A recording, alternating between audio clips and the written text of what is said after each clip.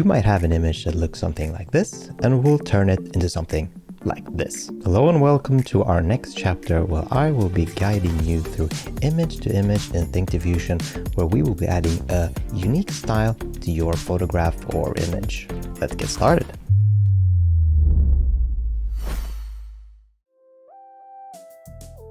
We are now back inside Automatic 1111 in ThinkDiffusion. This is the default view, and we're going to enter this tab here, image to image, and we're going to transform one image to another.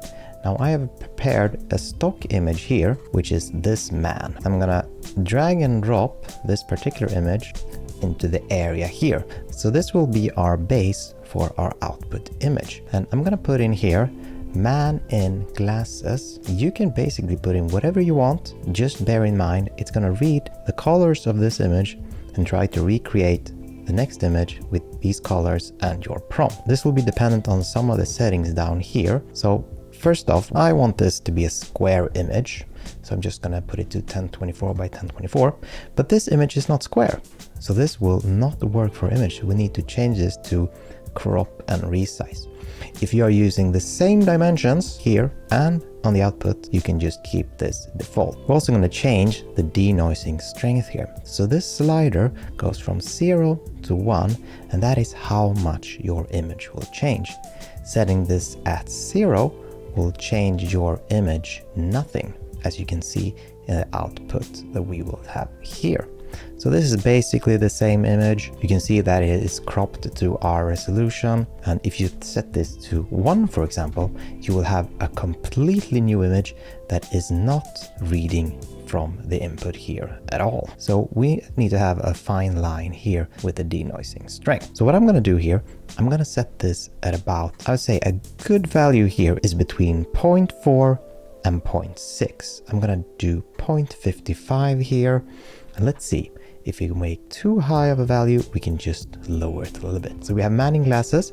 I'm going to also select a style here. So let's try the cyberpunk style here, and let's generate this and see what we get. So our preferable outcome would be a character that looks similar to the left one here. And it kind of does. However, we got a lot of new colors. We got a purple jacket here. The polo is still there. The glasses are here. It's a different color. It's very similar to our original. Now, if you want this to be even more similar, you're going to have to lower the denoising strength. So let's put this at 0.45, for example.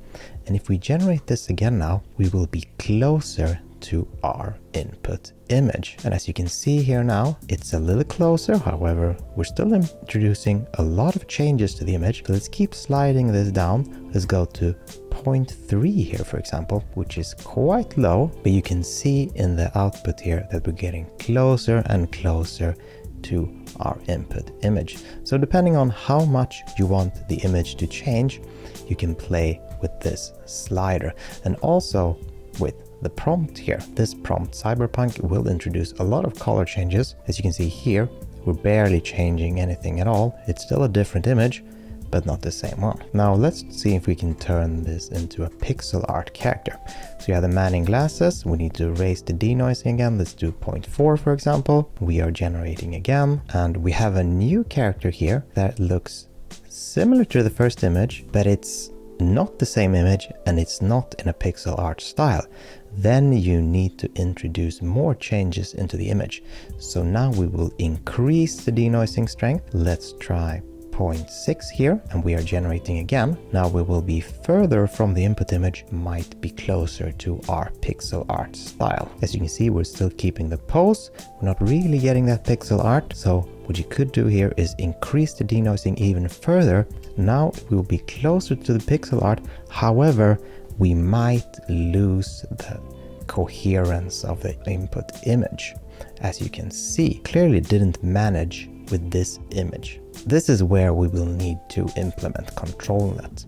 This will be in another chapter, but let me just quickly show you the outcome of what will happen. I have loaded the ControlNet and I'm not changing anything else with this image. So hopefully this input with the pixel art style and the ControlNet together with image to image will give us an image that is closer to this. And as you can see, we kind of got that. And if we zoom in on this, we can see that it's trying to be pixelated. Now this needs to be fine-tuned, of course, but we're going to cover that in an upcoming chapter where we go through control that. Now image to image here will mainly capture the colors, and it will be hard to control all aspects of your image. However, it worked fairly well with the cyberpunk style. We could try a digital art and a 3D model here, which I think will work a little bit better. And if we generate this again now at the 0.6 denoising, you can see that this kind of result is much better. So there are some things you can do with image to image, and there are some things that are a little harder to accomplish. I hope this will help you to get a better grasp of what you can do with image to image and how you can work with it. And I'll see you in the next chapter.